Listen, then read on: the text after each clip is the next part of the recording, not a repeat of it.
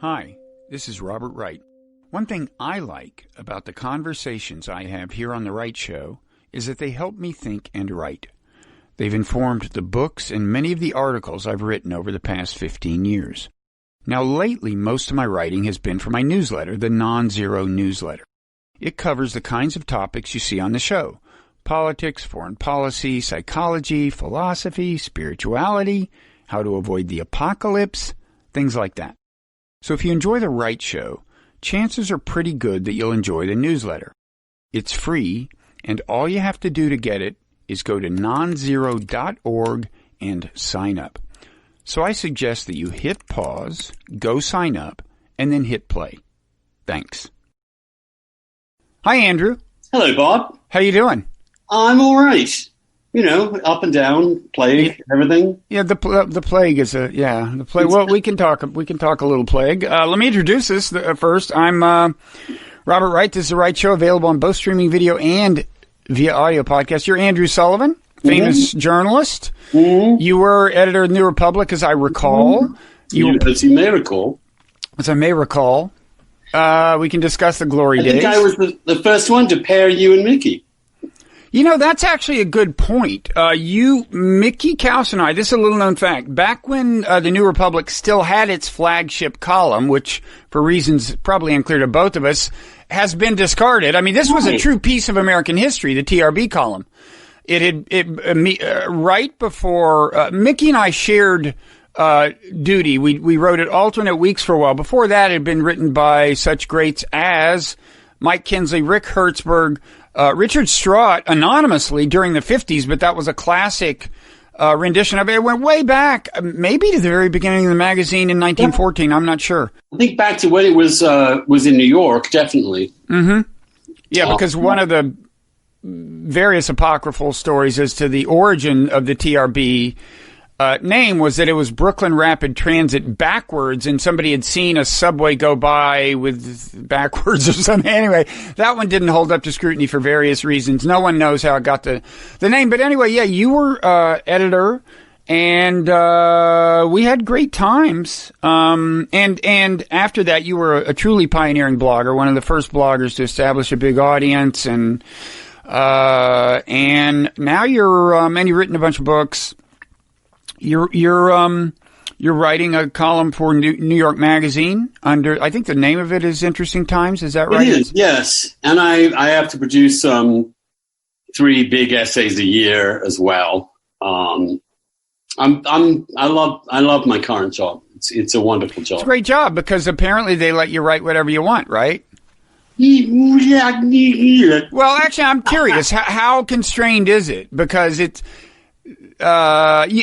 has the feeling, and this is a good thing for a column, of being what's on your mind, the real you. Like, yeah. Are there? Do you? You don't have to tell us any more than you want to, but do you clear ideas with them? No. I sometimes air ideas the day before with my editor and just talk them through a little bit, but that's rare. But they do help me a lot, calm it down a little bit. Well, that's a job somebody's got to do, yeah. Yeah, and make me jump through various hoops. The job really is to try to not unnecessarily enrage people. Right. Not make mistakes and just offend people because you didn't mean to, because something. So it has a certain amount of there's copy editing and there's woke editing, and the idea is not to send readers into any unnecessary spasms of wokeness. Yeah, I could use an editor. I've been doing stuff for my newsletter, and every once in a while I kind of wish I had like an old-fashioned editor. It helps someone to say, you really mean this? Did this game out wrong? That's a good question to ask. And sometimes you just don't ask it of yourself because you're pissed off. That's I'm incredibly grateful for my editors. I have 2 great ones, and they're really terrific. And I'm very grateful because, I'm not the usual run-of-the-mill New York Magazine politics. And they let me have a little nook for contrariness. And I'm grateful for that. And I'm grateful that there are some magazines still allowing for that. It's not the easiest time for that kind of thing to carry on, but they've been terrific. So this is going to be an unusual conversation for me. We're going to talk mainly, I hope, about dogs. The way this started was I read online that one of your dogs had passed away. I think this was Eddy. Is that right? Yeah, Eddy. She was a mutt, really, but she was mainly basset hound and bloodhound, and a really lovely dog. We got her from rescue about 15 years ago. So she'd had a long life, and then she just started to disintegrate really the last 6 months. And in fact, she lasted longer than I thought she was going to. But it's never an easy process, and it's very hard to explain to someone who doesn't own a dog or hasn't bonded with a dog why the loss is really can be as intense as the loss of a human being. This is what I wanted to. I mean, when I saw that, what I immediately thought was, I can, as a dog lover and dog owner, we have 2 dogs. I can appreciate how profound this is in a way that some people can't, because they're just not dog people. And so I wanted to get you on to talk about this and to try to articulate what it is about dogs that, in your view and my view, makes them so deeply lovable, and maybe articulate it in a way even that people who aren't dog lovers can understand. It's in some ways an obvious thing, and in some ways a subtle thing. But anyway, say whatever if you want to talk more about Eddy before we get into the general topic, feel free. I mean, that will inevitably shed light on the larger topic if you do, or we can dive right in and try to come up with abstract truths. C.S. Lewis wrote that archetypal book, The Four Loves. I haven't read it. It's Christian apologetics, but I think even you would enjoy it in as much as it's one of the few books on love and friendship that has an entire distinction for love of animals as its own quality. That there's a love of animals, those who are not as developed up the evolutionary scale, maybe in intelligence as us. And then there's friendship, there's romantic love, and then there is agape, caritas, the Christian understanding of universal, indiscriminate love, which I know you're interested in as a concept because it does emerge in history in this rather beautiful way. We are pushed closer to it, I think, by history. You think, by circumstance and so on. I think that's true, but I also think there's something eschatological going on there. Well, those two aren't incompatible. I've tried to, when I wrote about this in Nonzero, I had a final chapter that got me into a lot of trouble with a lot of people about purpose, about teleology, and in my view, a materialist view. I mean, we're getting pretty deep here, but anyway, a materialist view of the forces in history that drive us in a given direction. In this case, maybe towards a broader moral circle of moral consideration. A materialist account is not incompatible with the idea that the whole system is serving a telos, a larger telos that possibly qualifies as transcendental. Anyway. Weirdly, dogs, I think, can be understood to be a part of that. I mean, they are a species that at some point in our evolution decided that cooperating with us, as well as being parasitic on us, would be a good evolutionary strategy, as it has turned out to be. And we, in return, also began to understand that our relationship with the natural world absolutely shouldn't be hostile and can, in certain circumstances with other animal beings, be incredibly productive. And dogs have a unique attachment to human beings of all the species of the world in ways that have created, again, I think, a unique relationship that is hard to figure anywhere else. I might say that I started out not like this. As a kid, there was a German Shepherd up the street. Did your family not have dogs? Well, I'll tell you the story. Okay. It didn't at first, and there was a German Shepherd up the street that scared me.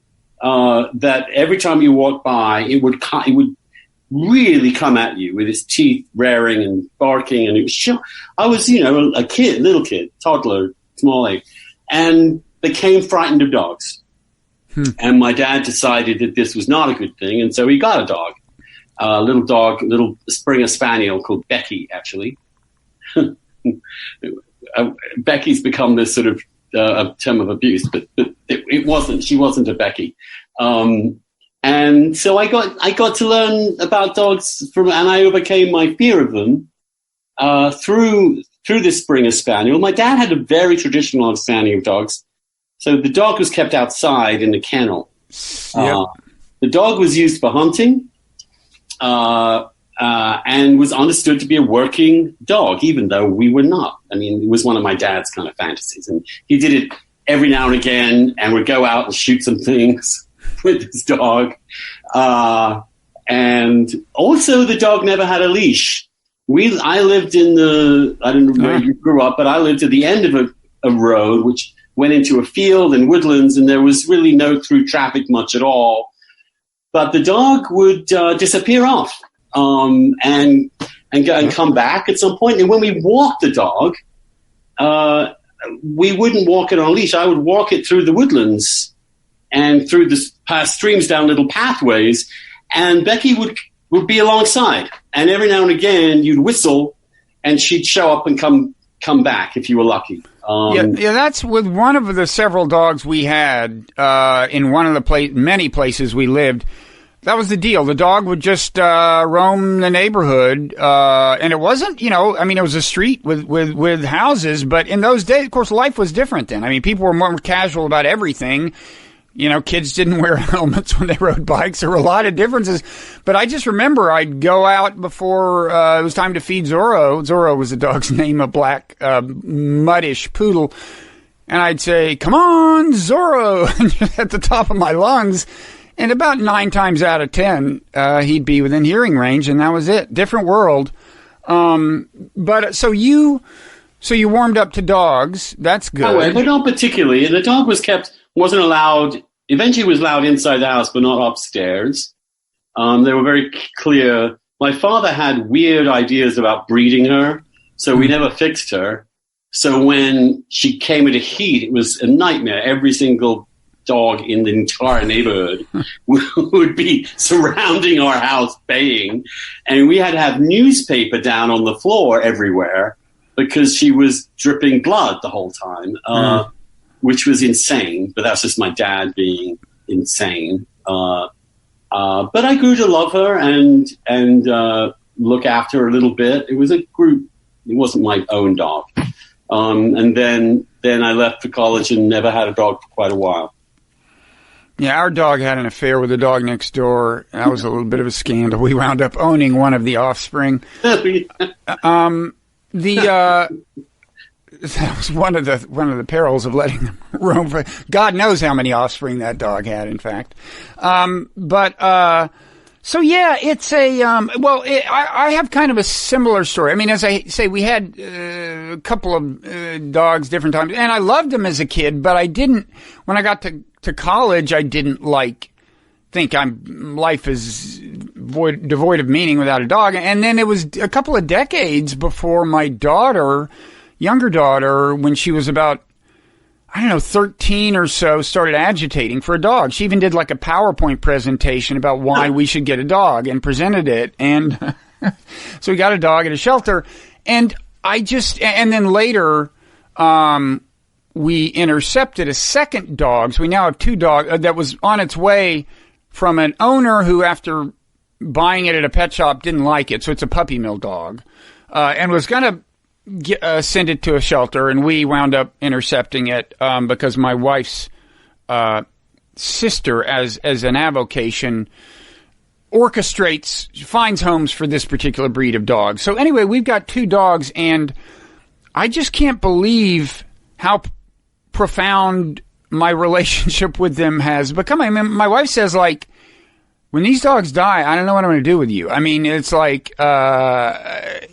because she knows I'm going to be completely distraught. And I don't I don't know why. Maybe it's something that with age, if you have it in you at all to love dogs, it gets more profound. But it's really, if people ask you what is it about them that stirs this, do you have an answer? Well, I wouldn't say the normal thing, which is they give you unconditional love. Yeah, that's good. I don't quite agree with that either. In fact, one thing I like about them is the extent to which they exploit. They're actually kind of cynical. I like that in an animal. Yes. I also have hounds who are notoriously could give a shit about their owners. Or if it's, as I always say, if it's a choice between me and a potato chip 200 yards away, I lose every time. And my first dog that I got, Dusty, a beagle, was really an asshole in so many ways, in a way that I kind of respected after a while. Now, was Dusty the icon for your blog for a while? Okay, so that was the beagle who appeared in cartoon form.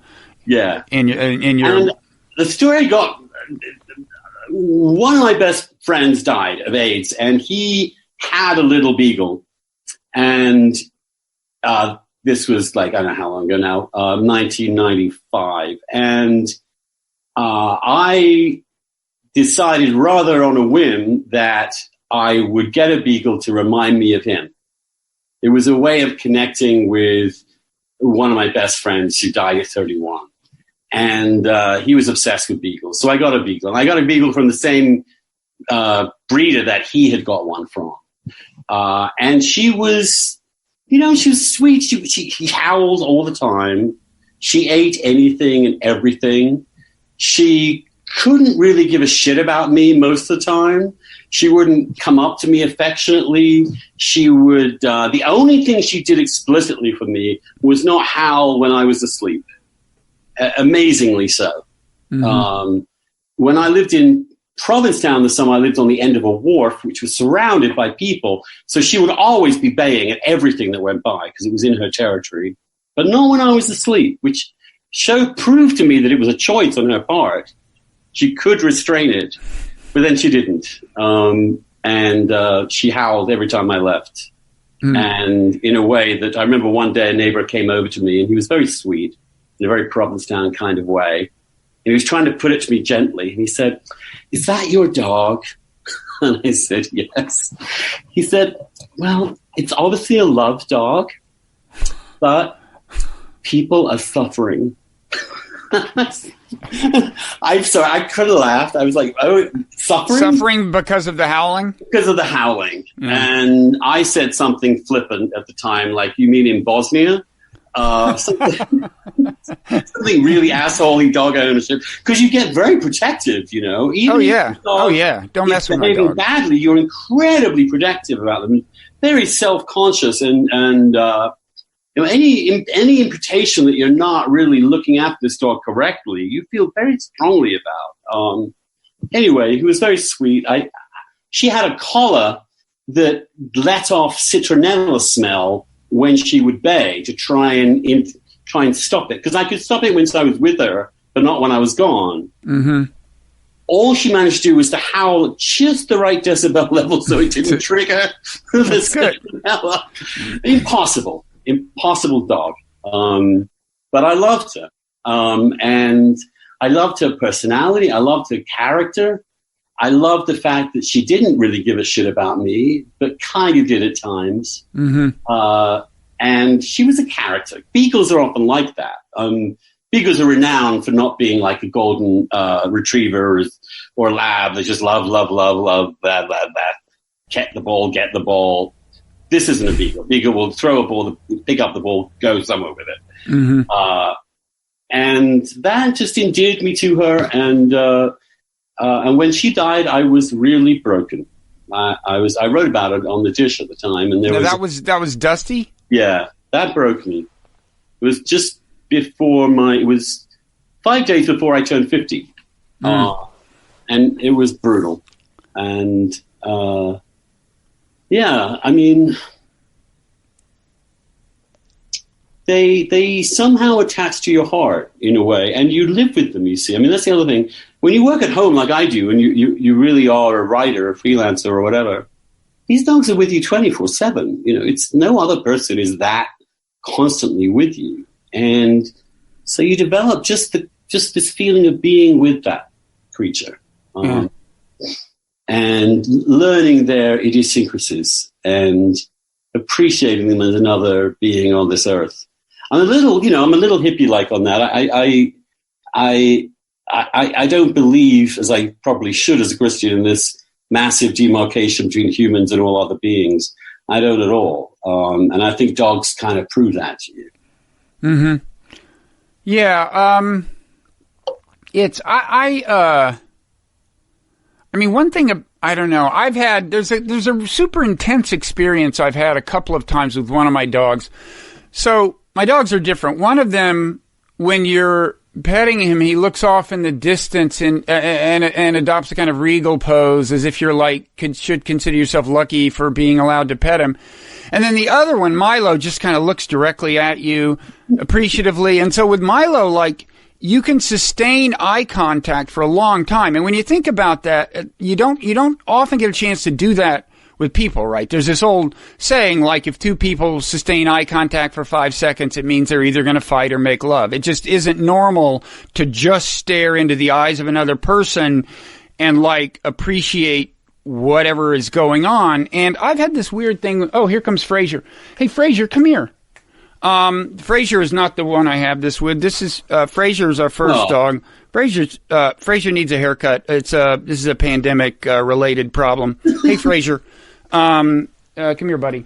But anyway, so, Frazier's the one who looks off regally. Anyway, I have had this experience, and maybe I shouldn't admit this because it sounds so weird, but generally I'm I have a materialist view of the world, as we just alluded to. And when I think about what love is, I think of it as a feeling that in general, subjective experience for reasons we don't understand is this thing that happens with animals, and accompanies the material physical workings of their body.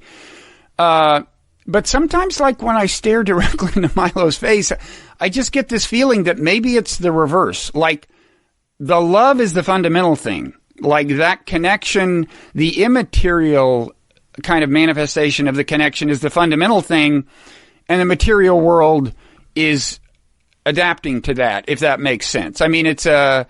You mean that I'm not sure that basically the general theory is they love us because we give them food and shelter, and it's a trade-off, and that they've learned to exploit that capacity evolutionarily to use the human for their own good, and to recognize, therefore, that being nice to the human is in their self-interest as well in the long run.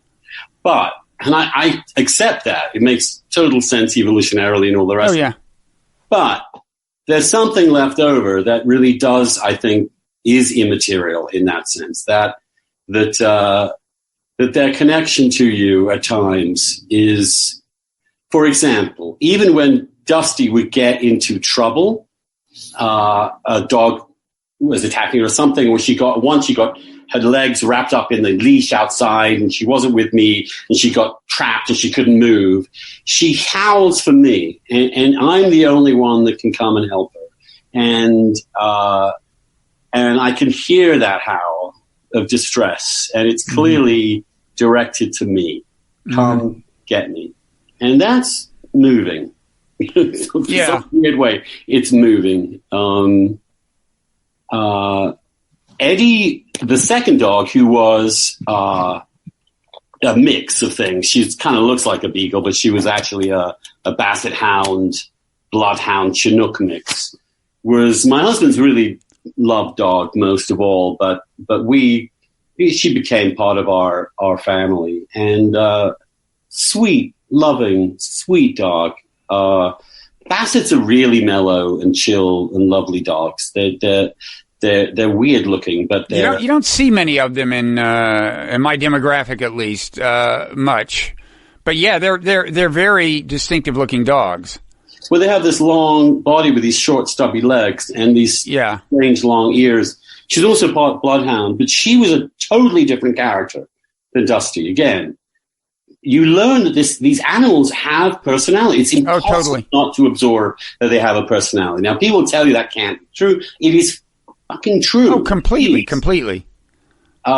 She was much calmer, much sweeter, would come up and sit next to you, was kind of a little goofy. She was the opposite of Dusty in many ways. And I think, and when Dusty died, she seemed actually quite psyched. Really? Yes. I've noticed this 2 times because both Bowie and Dusty, my last 2, Bowie's still here. She's somewhere around here.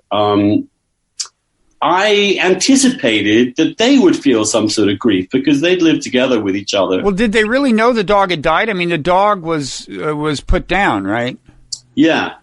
So it happened at the vet's. I mean, it didn't happen within view of the other dog. She didn't see me kill her. That's perhaps an unnecessarily harsh way to treat yourself.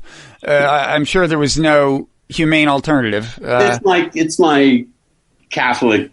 I just don't want to euphemize this stuff. But and of course, the great question of when to kill your dog towards the very end of their lives is an incredibly difficult one. Yeah. Because you're weighing, obviously, their health and happiness and well-being against the increasing difficulty of taking care of them, their increasing difficulty to function. So I spent the first, several months of this year with her in diapers, constantly changing diapers, constantly carrying her up and down stairs, until she really couldn't walk at all, at which point I just realized this is not fair. There comes a point at which you're keeping them alive for you, not for them. And I don't think anybody outside of that relationship can make that decision right. But it's the worst decision in both cases I've ever had to take. It was the right decision, I think, both times, but brutal. And when it happened in COVID-19, there was no one to go with me, no one to be there afterwards. It was a very isolating experience. But you were still with the dog? Yes. And that's important. Oh, yeah. I was right with her at the very end. I was talking to her. My face was against her face as she passed away. Yeah. And, it's hard to explain. But I think there's so much at your mercy in so many ways, they depend so much on you that you feel like that's a betrayal, really, of everything. But it's not. Well, no, it's not. It's not. But it feels that way.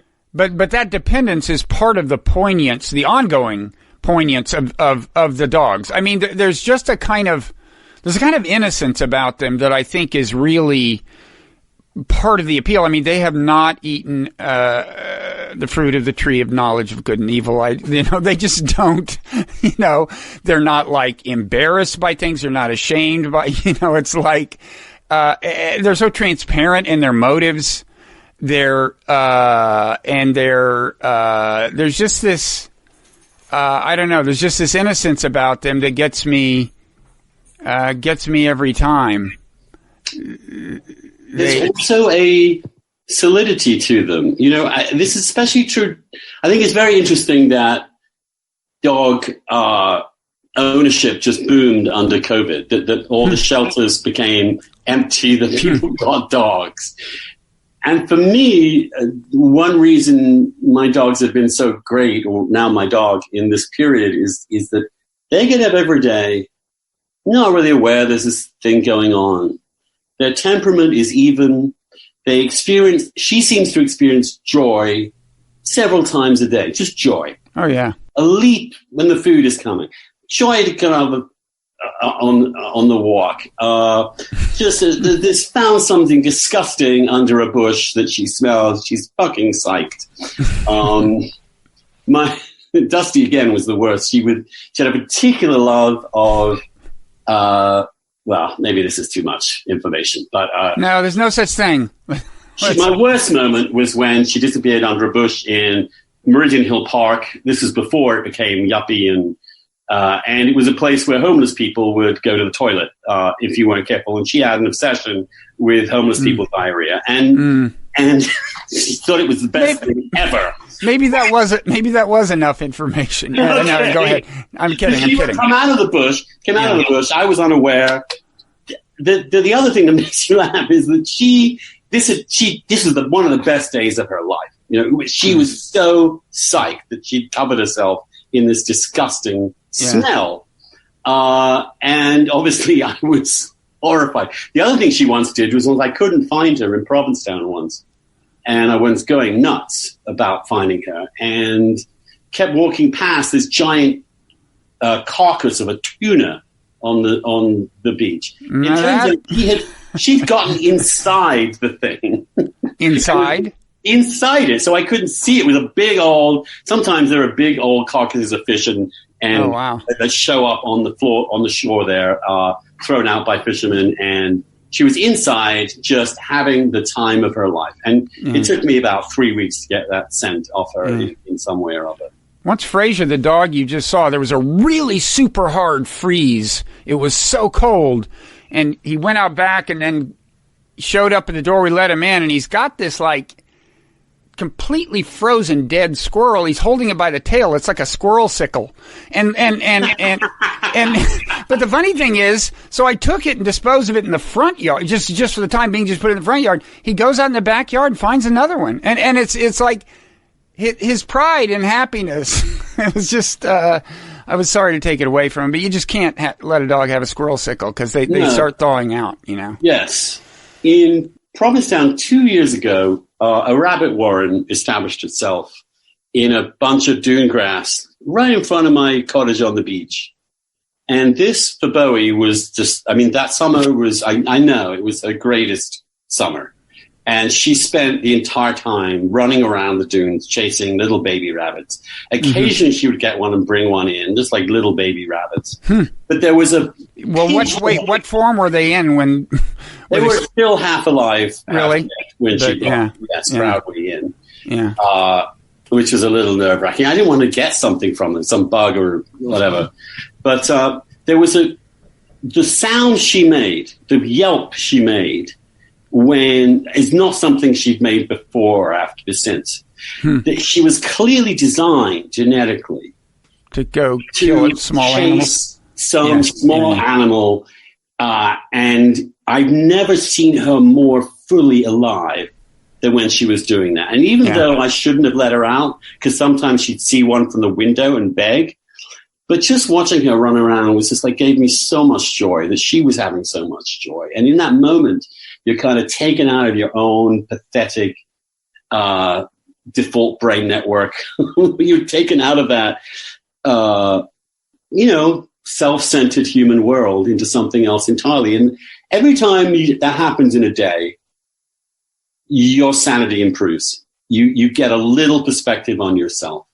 And little Bowie, my current one, she was originally we're told, because, shelters come up with stories. I'm not sure how valid they are, but nonetheless, she was apparently a working dog that was in a pack, went off leash as a puppy, got hit by a truck, and had her back leg amputated. So she's a triped, which is very hip now. Is that right? Did you start a trend? No, I didn't. I realized afterwards, though, that it is kind of a hip thing to have a three-legged dog. And that's another thing about them. This dog suffered an amazing trauma as a kid. She was mangled up by a truck. The leg was smashed. She now walks on three. She has no consciousness of it. She's not in any way self-aware. She runs like a whippet. Or when I walk around, sometimes you'll hear people. I hear them after I've walked by. I go, where's the poor? She's not poor. It's like she's psyched. She has no interest in this lack of a leg at all. So do you look at them and say she's just differently abled? No, they often ask me stupid questions like, how did that happen? And it's not a stupid question. And I normally say, Well, lesbians also often ask that question. Oh, really? More than usual. Lesbians are very concerned about dogs for some reason or other. And I would normally just say, well, she was very badly behaved, and so we took that off, and she's been good as gold ever since. Mm-hmm. And I just wait for the response. Occasionally, if I'm feeling I just want to tease the lesbians, I will say something like that. But no, she's just always been that way. Now, what do you think about the dog-cat thing? Oh. I have firm views. I have a firm view on it. I have absolutely no interest in cats. I somewhat dislike them. I am extremely allergic to them, which must affect. Oh, well, that I'm sure has colored your view. But aside from that, how would you articulate your... I would say it's the difference between good and evil. We all know it. Obviously not. But I just find I'm enough of a cat. I don't need another one. I'm independent myself. I'm a little self-preoccupied. I self-sufficient. I'm not that, and I don't need another creature like me in my environment. And so a dog, they're just wonderful compliments to my own vices. Now, the reply of the cat owner might be, the cat lover might be, well, you just can't handle the autonomy. Is it too threatening? Do you have to have a slave as a companion, Well, I like to think that with a beagle, you don't have a slave. Well, that's a good point. They're not easy to train at all. Yeah. Beagles will still piss inside if they just feel like it. Yeah. They will piss inside if they just want to say something. I remember the first time my then soon-to-be husband slept over in my bed, the first time. Got up next morning, made coffee, whatever. Dusty gets up onto the bed where he was sleeping, and pees right there on the mattress. Totally appropriate response, if you ask me. I mean, you had brought in another animal. Yes. What the hell is this person doing here? And we had a party to now, was he sleeping the dog slept in your bed? Our dogs actually sleep in our bed. And let me just tell you, this is how much I love dogs. It's like only 2 nights ago, I wake up in the middle of the night and there's this like tick crawling on me. And so I get up and like throw it down toilet, flush it down toilet. Of course, they carry Lyme disease and everything else. I don't even consider changing our sleeping patterns. I mean, the dogs are sleeping in the bed. I'm sorry. But anyway, go ahead with your... Dusty wouldn't sleep in the bed. I think that would imply too much slavish love of you. So she was always slightly distant. She was like Snoopy, who was a beagle. And Snoopy's attitude towards Charlie Brown, roughly Dusty's attitude towards me. Eddie loved to sleep on top of the bed near us. Bowie sleeps under the covers with me. But at a distance, because apparently I have restless leg syndrome and I kick and so she stays a little bit apart from me. But the best thing of my morning is when I wake up and I wear a rather sexy CPAP mask for sleep apnea, really hot. And I have a process where I just turn that off and take the mask off. And that signifies that I'm up. She will then, I just see this little movement from the bottom of the bed come towards me under the covers, come up and then just lick my face. Hello, lick. I'm just, what did I do to deserve that? I did nothing to deserve that. Yeah. She's just the sweetest thing. No, I feel sometimes privileged and honored by, by just one of the dogs allowing me to pet them or something. I mean, now Fraser, speaking of licking, actually has a licking disorder, I would say. I mean, at night, more often than not, Fraser will get under the covers. I mean, he will just lick your hand to death. So I actually wear long sleeves to bed because otherwise Fraser would lick his way all the way up to my shoulder. This confines it to the hand, but I mean, he will lick my hand for like 5 minutes. I not infrequently fall asleep while Fraser's licking my hand. But when Fraser, when I'm still awake when he's done, and he sometimes like just puts his head on my hand and that's where he's going to fall asleep. I just am so touched by that. It's hard to explain. I just feel like there's a kind of trust in me. I don't know what it is. See, these are, I'm just talking gibberish to somebody who doesn't love dogs, but it's just so moving. Gosh, last night I was sitting down on the floor with my back against the couch watching Netflix, and Bowie got up on the couch behind me and just rested her head on my shoulder. Mm-hmm.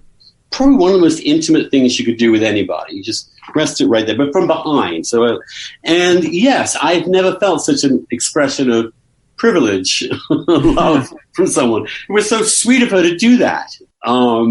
It didn't seem at that moment to be any ulterior motive. I mean, usually it's food in some level. Sometimes she comes up and kisses me when she needs to go out to take a pee. But in general, I'm overwhelmed every day by her love. And I feel unworthy of it because I am unworthy of it. Because my own love for her, however powerful, is just not is more colluded than hers for me, it seems. There's a purity to her loyalty and love. I sometimes wonder whether domesticating the way we have, which is almost treating them as little humans in a way, not really, but they're not working. And my dad had this, very passionate belief that dogs are designed to be worked, and they're happiest when they're doing the things that they were actually bred specifically to do. And when I saw Bowie that time come alive chasing little rabbits, I realized, yeah, these dogs really were created to perform specific tasks. The other interesting thing, just to bring it up, is cultural differences about dogs. Yeah. Now, which fascinates me. I mean, because obviously I would think that the locus classicus of dog absurd love is England. The British are just nuts about dogs. You acquire almost moral superiority by having one. And there's this, I understand to people outside of it, it's kind of irritating in a way. There's a certain self-righteousness about dog owners and dogs that that somehow, if you don't get it, they feel incredibly smug and self-centered and circular. So I totally appreciate people feeling that way. And I noticed the difference when I first got my first dog here. When I would take a walk through the neighborhood without the dog, it was a certain vibe. When I had a dog with me, everybody reacted differently to me. They were much more, they approached you more, you got more smiles, they would ask questions. It was a very different social interaction with other humans when you have a dog. Well, I mean, yeah, the cultural differences are extreme. My other daughter, not the one who did the PowerPoint presentation about dogs, spent some time in Greenland on a Fulbright scholarship and said that there the dogs, they're have a very utilitarian relationship. I mean, they're sled dogs, and the relationship is much less intimate than ours is with dogs. And, my father was a little like yours, I think. I mean, not that dog did a lot of work for us, but this is actually a different dog I'm talking about, not Zorro. But, there was an actual doghouse out back. The dog slept there. I remember my dad putting in a light bulb just to heat it in the somewhat cool winters, but that was the deal. The dog slept outside. Now our dogs sleep in our bed. That's a difference. And my dad loved the dog. But it was a different relationship. And my father had grown up on a farm. But I mean, I've wondered whether the human symbiosis with dogs goes back further, I believe, than with any other domesticated animal. So, because it goes back before agriculture, before sheep and goats and things. And I've wondered whether humans have, as a result of the long evolution in symbiosis with dogs, some kind of instinctive affinity for them that maybe only becomes robust if it's triggered in youth or something. Maybe it depends on your circumstance, but to me it just feels so deep. And I mean, I guess not true by and large. And this is just an observation. We in America, African Americans have a slightly different interaction with dogs. In fact, in my neighborhood, which is changed over the years, but used to be primarily African American, children would run away. They would scream. They would.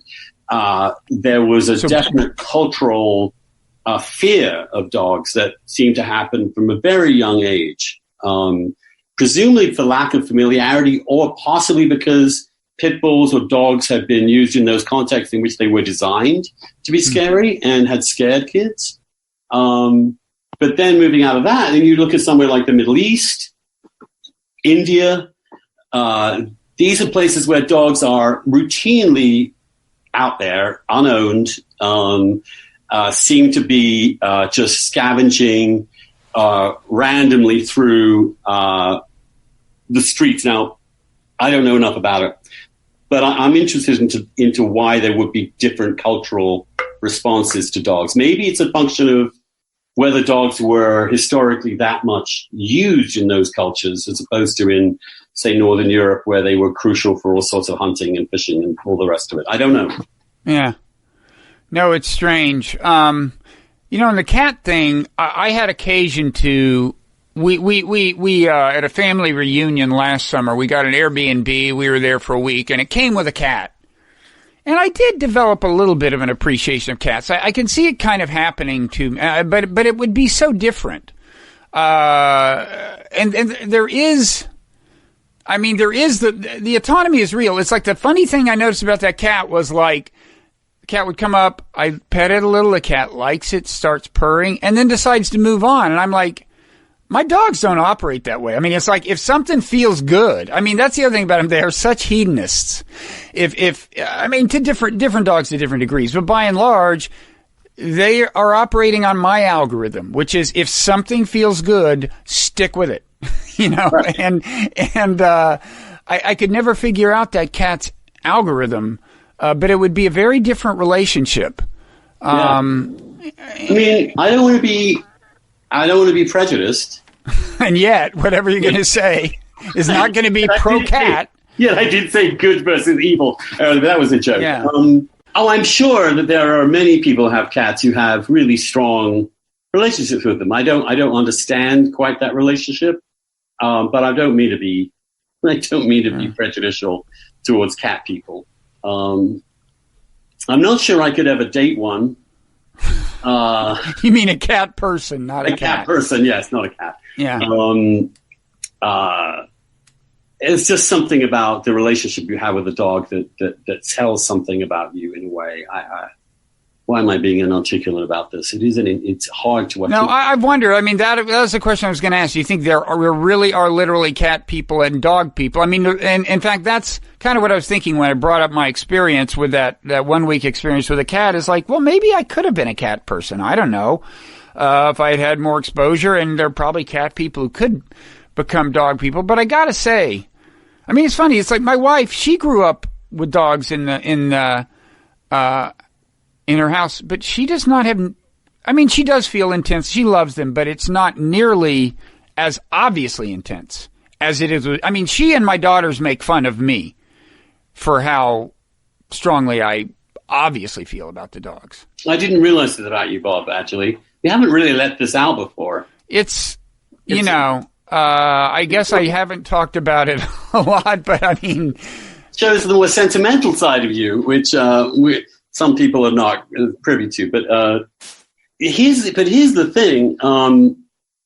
What was I going to say? Blah blah blah. Well, let's see. Cat people, dog people. Yeah. I don't dislike cats, but they tend to walk away from me when I go towards them, and insofar as they're in an actual room where I'm at, within 5 minutes I can't breathe. So that kind of shifts things. The reason that definitely could have called you. Do you know Roy Blunt Jr., the humorist, who's he used to do this shtick about dogs and cats and say, like, a dog, if you walk into your house and a dog's up in the couch where it's not supposed to be, it's like, oh, I'm sorry. He gets down like, I'm sorry. Is there anything I can do to make recompense? Blah blah blah. And he says, if it's a cat, you walk in and the cat looks at you like, yeah, what are you going to do? Call the police? It's like the thing about dogs is that, of course, they make messes. I can't believe what I've done. I've picked up shit. I have washed human diarrhea off a dog. I have. I mean, the things you sort of get used to in terms of, especially when Eddy was in her last few months. I mean, the place was full of dripping urine from her diapers. You realize you wouldn't put up with this for anything else. You wouldn't allow your home to be invaded by puddles of pee and vomit, and they've eaten my pot stash. They raided the. Did that? Wait, back up. Did that alter their behavior? The pot stash? It did. In what way? Well, it happened twice. Once with Dusty, once with Eddy. Which is probably my fault. Did they eat like a bunch? They ate an ounce, a whole ounce each. Out of the, they opened the. It wasn't like it was sitting out. I mean, that would kill a person, wouldn't? I mean, that would a person would have to be. What? No, it wouldn't kill a person. Wouldn't they be hospitalized with paranoid delusions or something? Yes, and my dog was hospitalized with paranoid delusions. I mean, really? I had no idea what was happening because you don't realize it when you walk in. She seemed chill. First time around with Dusty, she was on the couch, and normally she'd rush to the door. At this time, she got up off the couch. She just looked at you and said, "Dude." She sat down again and was like, "Dude, have a good day." And I was a little curious. It didn't really make much sense to me why she would do that. Very unusual behavior. And eventually I realized when I got to the other side of the bed that she puked. They puked it all up again. Well, that's good. Very useful. So that's when I saw what had happened. And then, of course, I found myself laughing. But with Eddy, she did so much. I didn't puke up all that much of it that I took her to the hospital immediately. And she was in her crate, suddenly jumped out of the crate, looked at me, ran away, jumped at sounds on the television, was completely beside herself. And I was upset. It's funny in retrospect. It wasn't at the time. But I got her to the hospital. The chocolate my other dog once ate and then puked all over the place. Right. With another epic adventure. My favorite book about dogs is a book called My Dog Tulip. Have you heard of this book? Don't know it. Oh, Bob, this is good day. I'm so happy to introduce you to this My book. Dog Tulip. Tulip. It's by J.R. Ackley, who was a literary figure in the 30s in Britain. Actually, was a publisher for The Listener, for one of the first publishers of Eliot and Pound, actually. Very serious intellectual, homosexual, single, was notorious for cruising the East End docklands for working men who needed a few extra shillings and pence or whatever. Notoriously promiscuous, and then got a German Shepherd that he called Queenie, just for the sake of it, and never had a relationship with another human being again. This dog became the entire focus of his life, his love of his life, this dog. Mm-hmm. And the book is seriously the funniest book. It's up there with Woodhouse. It is his descriptions. There's one chapter just called Fluids and Solids, which will have any dog owner laughing hysterically out loud. It's a very highbrow English account of obsession with a dog. I don't know. Do you have any dog books that you No, I'm not that widely read. I'm trying to think. I mean, a favorite of my kids when they were young was a child's a book called Why Benny Barks. But no, I mean, when I was a kid, I read Old Yeller. I had to for school, and I actually cried. It's sad. The dog dies. Yeah. Oops, plot spoiler. Ruined it for all the many listeners of the Bob Wright Show who haven't read these books yet. Frasier is back. He's just nosing around for stray food. This is a perfect example. Frasier's like if I'm in the room, he comes in, and yes, he will eventually get around to greeting me, but first he would like to sweep the area in search of any nuggets of food that I may have dropped on the floor. That's what I like. That's what it's not slavish devotion on their part. They're using you, and I respect that. I respect it too. I have a great fondness but respect for them. And the way they subtly also use you. I mean, Bowie and Eddy used affection as a tool. So instead of barking to get me to take her out to pee, she just comes up and love bombs me. And the love bombing, after a while, you're like, okay, that's very nice. But why are you doing it now? Like, why are you go to why am I getting this now? Oh, do you want to do this? I have a word for her to go outside to pee, and she will immediately jump around and like go to the door.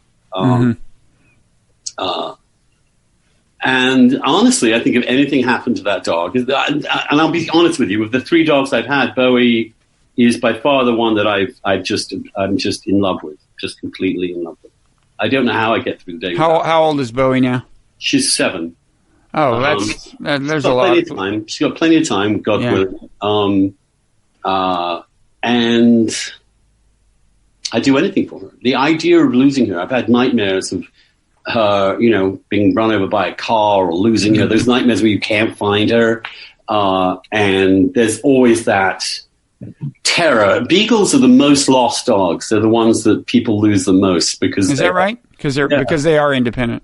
And because they're driven by their nose. And if they're on a trail, everything sort of disappears for them but this smell. And before they know it, they're somewhere they don't recognize. But also, horrible to say, the most experimented upon dogs, beagles. Is that right?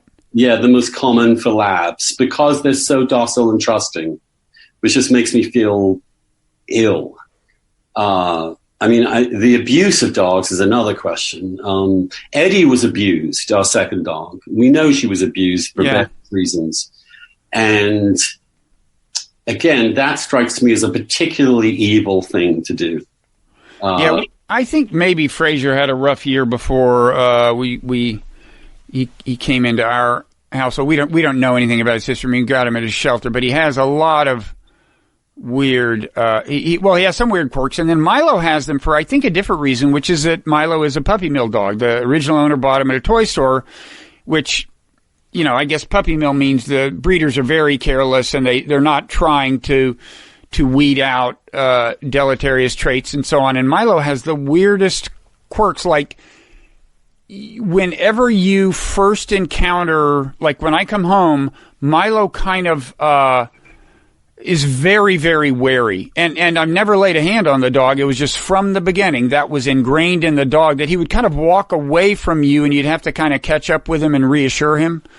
I think puppy mill dogs just have these quirks. I mean, plus like, sometimes walking while he's peeing, which is pretty endearing trait. If how does a male dog do that?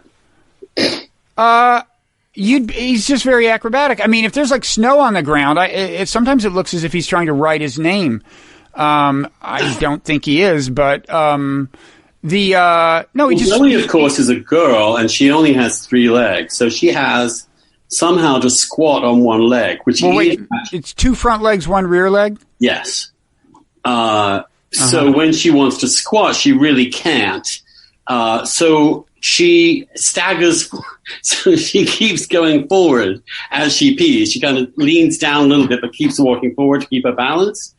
So I could always tell who'd peed in the apartment because one pee would be a puddle and one would be a straggling little line of her attempts to stay upright while she pees. Yeah. Poor thing. And of course, you just heart breaks for that, but she doesn't care. She's just peeing. Yeah. No, the unself-consciousness is a wonderful thing about dogs. And also dogs, no other dog treats her differently because she has 3 legs. That's funny. Yeah. And if you were a disabled person, inevitably, even if you're the most well-adjusted person, other people would respond to you differently. You would respond differently to yourself, maybe to some extent. It doesn't seem to be. Dogs are amazingly not racist.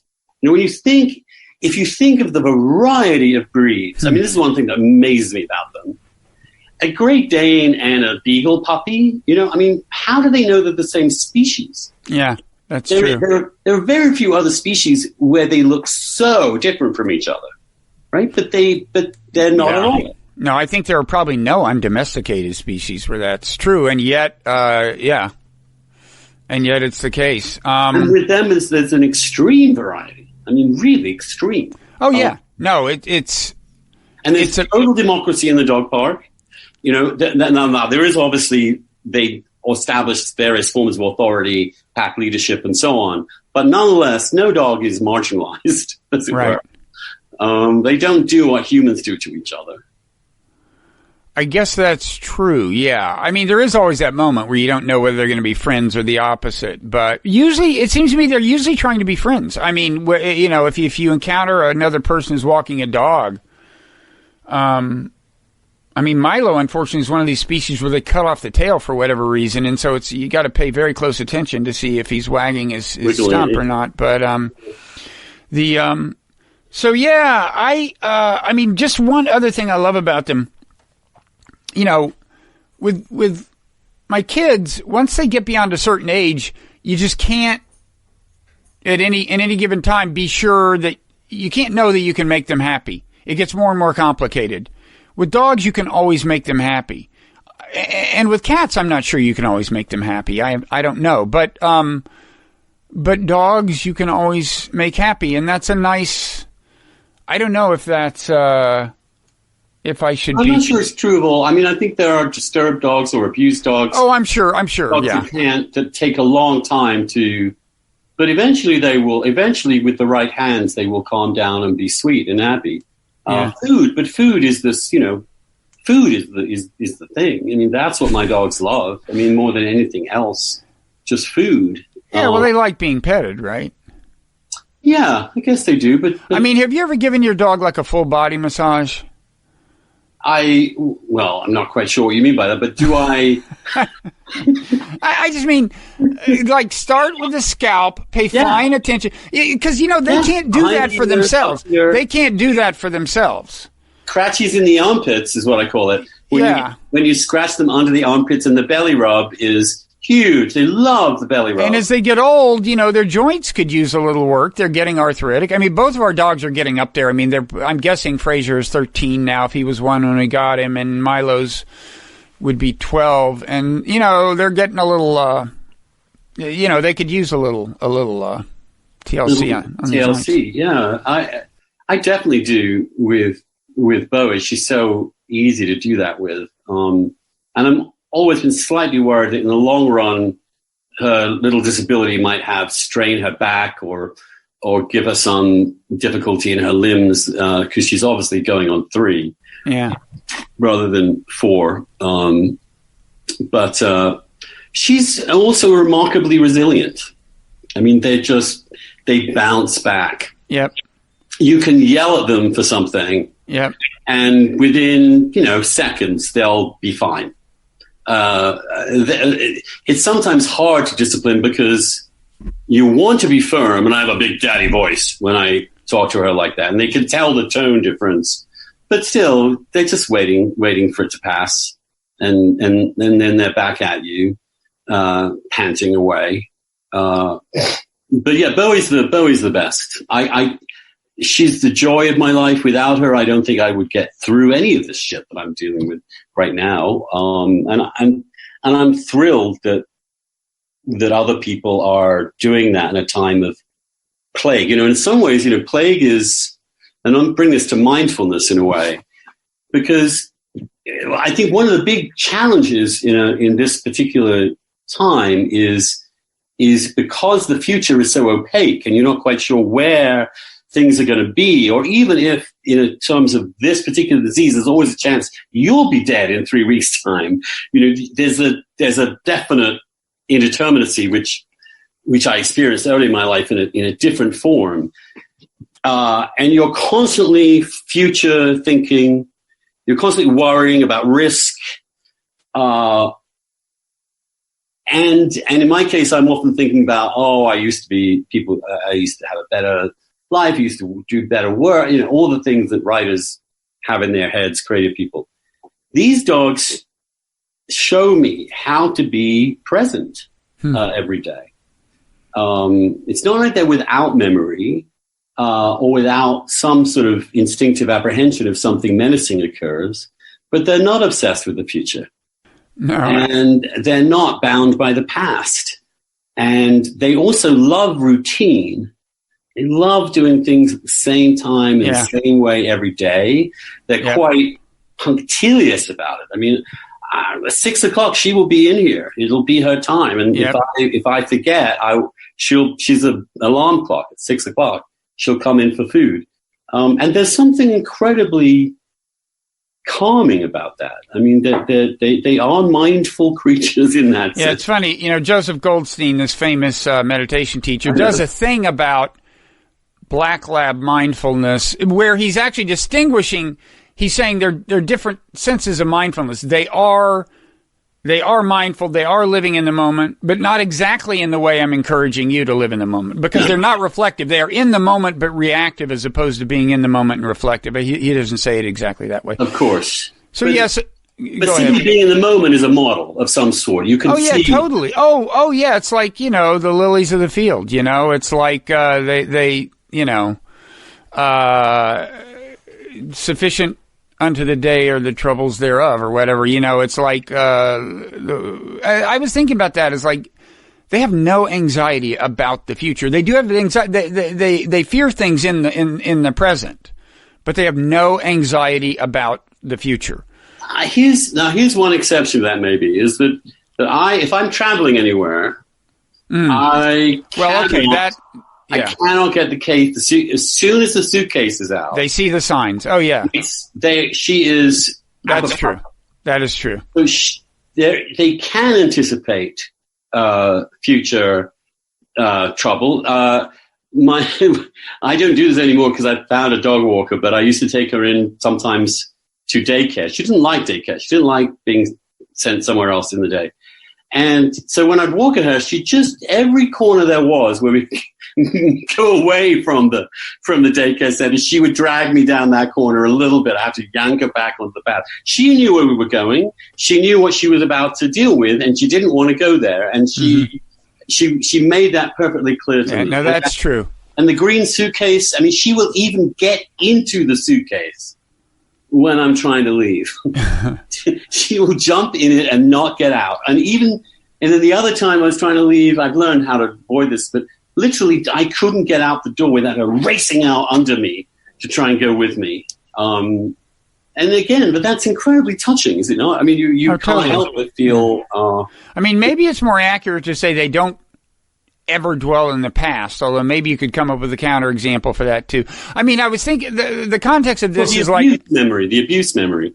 Well, I guess if it's a memory as opposed to just an embedded reaction. I mean, there's such a thing as being scarred by the past without consciously remembering it. But I mean, like when I see my dogs, when I wake up and they're there, I just think, are they ever having trouble sleeping? I mean, the things that give me trouble sleeping can't afflict them by and large, right? It's like, what am I going to do tomorrow? I've got this thing I've got to do, or did I offend this person yesterday, or does this piece I wrote, and sadly is already published, have a serious mistake in it, and so on. They're not thinking this. Except the other wonderful thing is hearing them dream.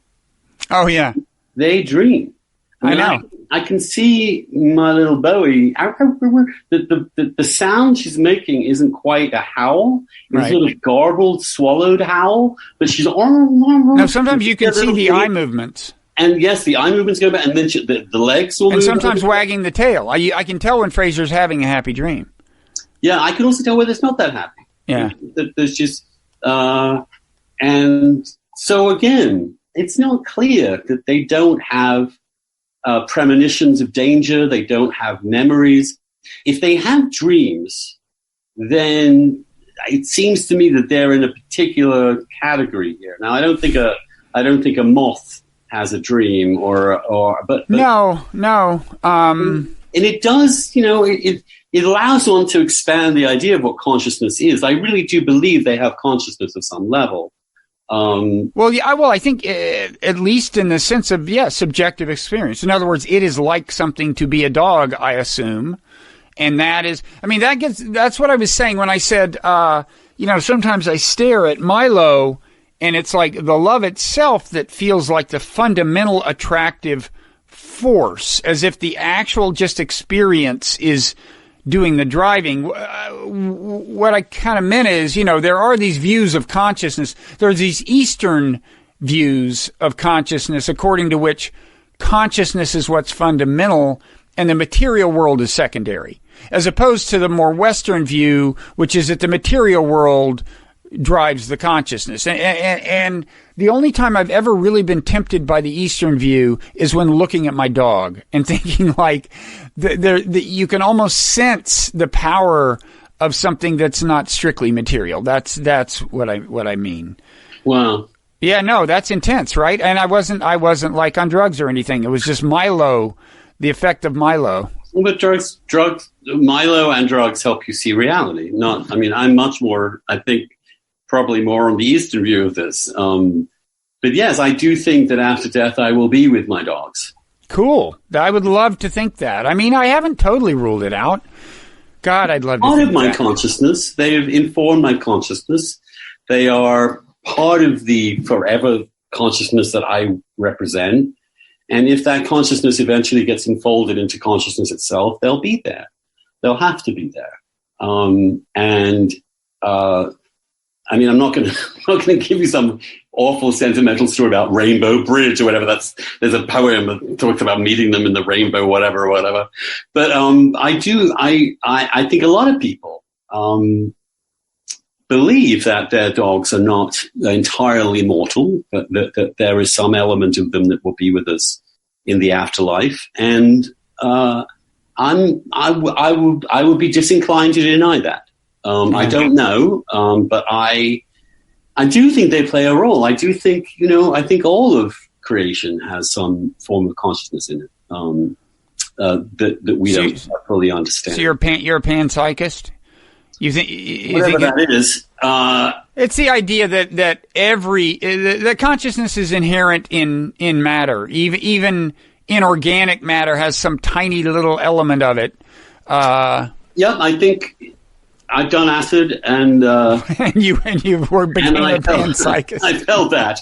Ketamine will also do that. And Michael Pollan has a beautiful section in his book about being in the garden and with, I think, almost as rhapsodic as you once were about a weed. He's absorbing the nature, the leaves and the grass around him as if they were part of consciousness itself. At least, as I recall that book, it's a fantastic book. Yeah, I had a conversation with him too on the show. Yeah. My rhapsody about the weed was on a meditation retreat, and it's interesting that too can transport you into a different zone. Yeah. Yeah. So the question is whether that's getting closer to reality or further away from it. Oh, I think closer. I think closer. I do too. I think we're the basic Buddhist idea that we don't see the world clearly by nature, and it takes work to see it clearly. Is true, and then seeing it more clearly is seeing more of the beauty and being less of an asshole in the process. Hard to do, though. Yeah. What's that? One hopes. So any other, you mentioned the pandemic, you're holding up? You wrote a piece saying you weren't, right? You wrote a piece saying you were damn tired of this lockdown thing. Well, yeah. It's very artificial. It's highly inhuman. We're not supposed to live this way. It's for those of us who are particularly persnickety about this, because I have very bad lungs. Well, I'm slightly more relieved now when it seems less respiratory than it did when it first started, when it was supposed to be entirely a respiratory disease. And now obesity, hypertension, blood pressure are obviously more powerful comorbidities. But I'm a very physical person. I like to hug people. I like to be with people. Have good friends, and my life is solitary enough in writing every day. I sit in this room and I'm reading and writing and by myself, and the ability to, this is why the dog becomes so important more in this era, this period. And I don't think human beings can do this for much longer. I just don't think they can. So we just have to relax these things a little bit more, with this maximum amount of prudence. I know that sounds banal, but that's all I think we do. And we have to open up a little bit, but I'm not taking my mask off. I even have this crazy perspex, these sort of lampshades stuck on my head to try and prevent my eyes. But I'm done with it. I really want to go out to my local diner. I really want to go and have a drink with a friend. I want to do all those things. I do go on COVID dates, as it were, with friends and stay 6 feet apart and go to the park, which you can do. And are you in DC? You're in DC now? I'm in DC now, but I'm going to Provincetown in like 2 or 3 weeks. I don't know what that's going to be like. It's going to be fascinating. Well, I think more and more they think that outdoors is much lower risk than indoors. Yeah. And I will spend most of my time outdoors when I'm up there. And warm and humid is good, and so, I don't think you're likely to get it out in the dunes, with the wind blowing and everything. It's not going to be a problem. The problem, though, is the Provincetown, is a resort town, and its entire economy is built on lots of people showing up in a small place. Yep. There are no bars going to be open, no clubs, restaurant. It's going to kill it. I mean, I think those little resort towns where the businesses depend upon like 3 to 4 months of the year max to make a living, I just don't know whether the town can survive it. And 1 year, and one season gone completely, and I don't know how many of those small businesses have enough to keep going. And it worries me a great deal. I will be okay, but I love that place. It'll be my 25th full season there, and I don't want it to be hammered too much by this. But I'm afraid there's no way out, right? Is there? It's a complicated, it's like, in a way, honestly, I think it gets back to partly to what I was saying about when we were in my youth, people were more casual about risk. Like I just realized, I was telling Mickey this, that apparently the Hong Kong flu of '68 was a great pandemic. I had the Hong Kong flu. 100,000 Americans died. That's the equivalent of 150,000 now. 1 million people in the world, the equivalent of 2 million now. I mean, proportional to the population. And I remember it was horrible, but it wasn't like, it was a deal, but it wasn't a big deal. And look, to be sure, this is a bigger deal. This is a bigger deal because it's not so much necessarily a death rate. It is so stubbornly transmissible. Yeah. And it's just weird the way the risk is so concentrated in one area. Like virtually everybody in my town who has died has been in a nursing home. Like 95% of the people. And it's a strange thing where there is a segment of the population which need only be careful out of concern for others, not out of self-interest. If you're under 45, 50 and healthy, super low risk that you're going to die. I know they're finding out more and more weird things that can happen, but I'm not sure those aren't being, that those actually are loom very large in terms of percentages. I don't know. So it's just it's a weird form of risk adjustment. And part of me goes with the look, wall off the most vulnerable, like treat, just put like barricades around nursing homes and people, who are, and I'm kind of on the threshold age wise, like, I'm 63, tell them they should be very careful. But maybe, beyond that, if you take care of those populations, the whole thing does pretty minimal damage. And so I'm kind of torn because I've gotten more relaxed the last couple of weeks as the data has trickled in, especially when we haven't seen a massive rebound. We may. I've tried to keep a resolutely empirical and open mind about this. The only thing I have is that, having gone through a very different, but not totally different epidemic, you also then had to weigh risks. If I had wanted to say to myself, you mean you're referring to AIDS? HIV, yeah, right. And AIDS. I could have, when I look back, I could have simply not had any sex at all for my teens and 20s until I was actually in my, when did it actually really shift? Somewhere in my late 30s. But I chose not to. I chose to have relationships and sex and a life as many 20-somethings would. I followed the protocols, and I know people don't, I mean, a lot of these crazies don't believe me. There's no reason I would lie about this. I did think I was obeying the protocols, and I was fine, as Trump would say. I tested fine. For some reason, I tested the other way. I got it somehow. And so I'm particularly wary of the fact that you can have standards of practice which are entirely rational, and you should do, but that you can't guarantee 100%. You can't. And I live with that. And at the time, beat myself up with that. But I wouldn't, when I look back, I wouldn't want to have missed my entire youth in some kind of monastery. I just would not have, it wouldn't have been living. So you have to make some sort of calculated adjustment. We're not used to that, but I think we're beginning to get ready for it. Right. It's hard. I mean, once you start thinking of risk as binary, it's hard to get out of that. And the lockdown, I think, has kind of done that to us. It's like, okay, I'm just going to avoid anything remotely resembling risk.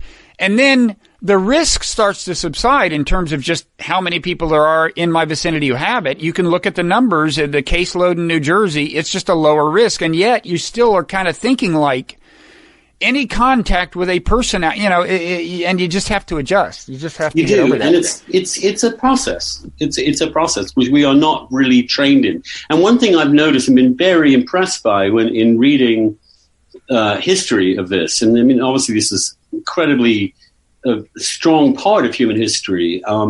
They were better. I mean, they were so much more used to mortality. They were so much more used to huge risk. They were so much used to losing their children, for this to be a permanent thing. But the resilience of these people in these epidemics, staggering to me.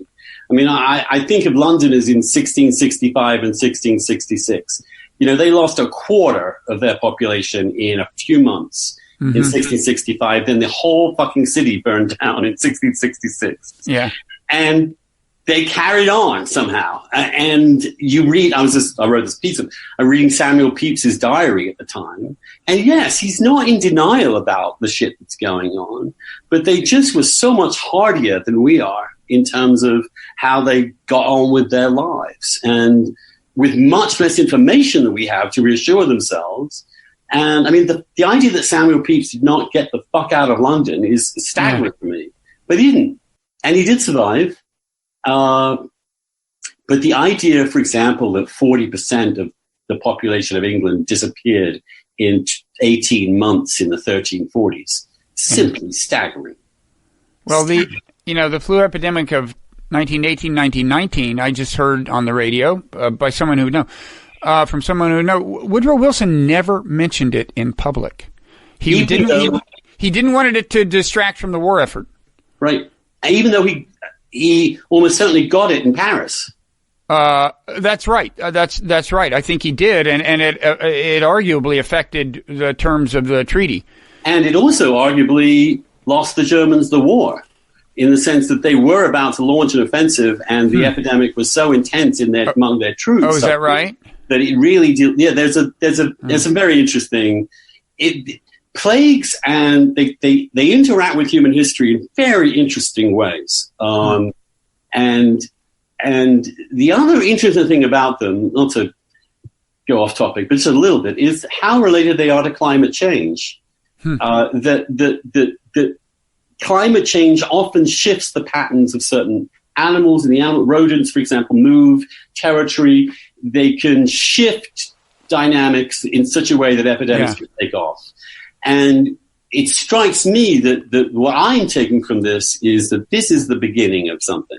We haven't really pushed the Earth to to the extremes that we're now pushing it, that we're entering places we've never entered before. Yeah, that invites animal to human. Invites it overwhelmingly. And that's why the Justinian plague was so devastating, because the Roman Empire had actually created routes to transmit it. Before, the Roman Empire stretched from Scotland to Northern Africa. It was the globalization of its day, and just as good things could travel through the conduits of globalization, and they can now, and bad things can.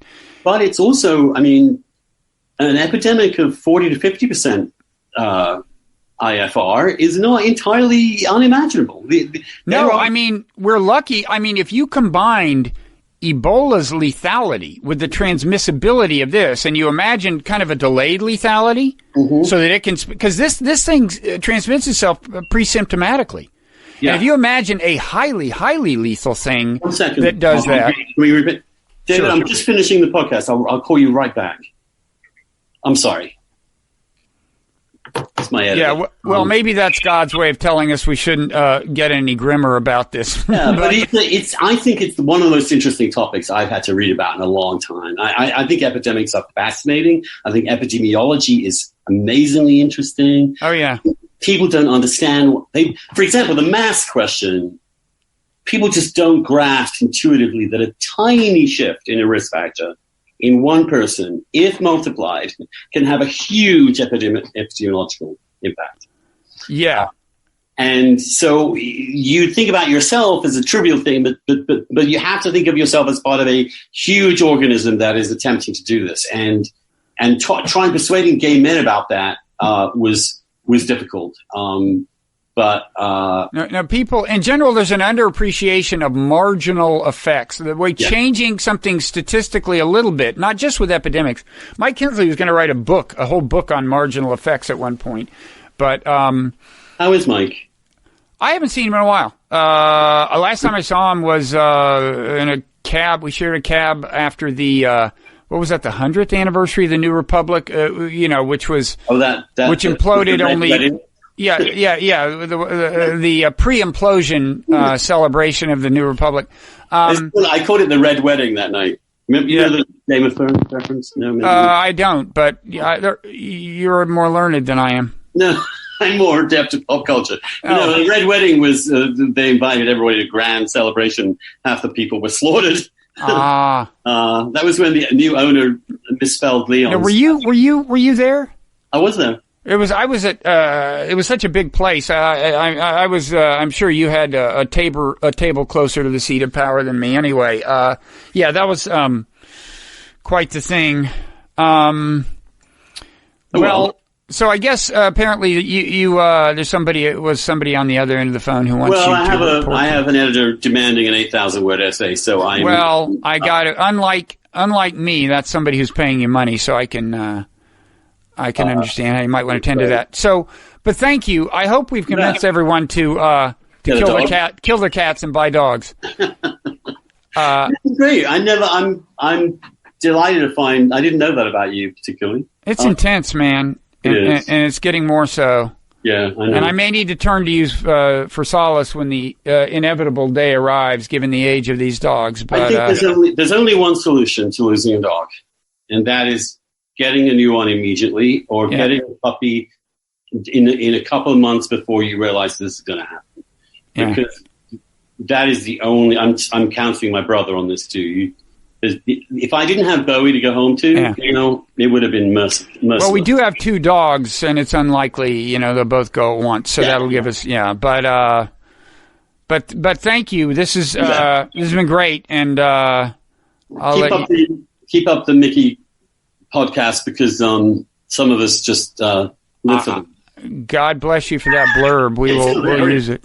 Okay. The funniest. It helps that I know you both, but there's just something just gloriously wry and funny and dry about the whole thing. You're both so good together. Just to exploit this commercial opportunity, I want to make sure people understand that Andrew's talking about something that, like this conversation, can be found in the Wright Show podcast feed or on YouTube, whatever. That's regular conversation now with Mickey Kaus.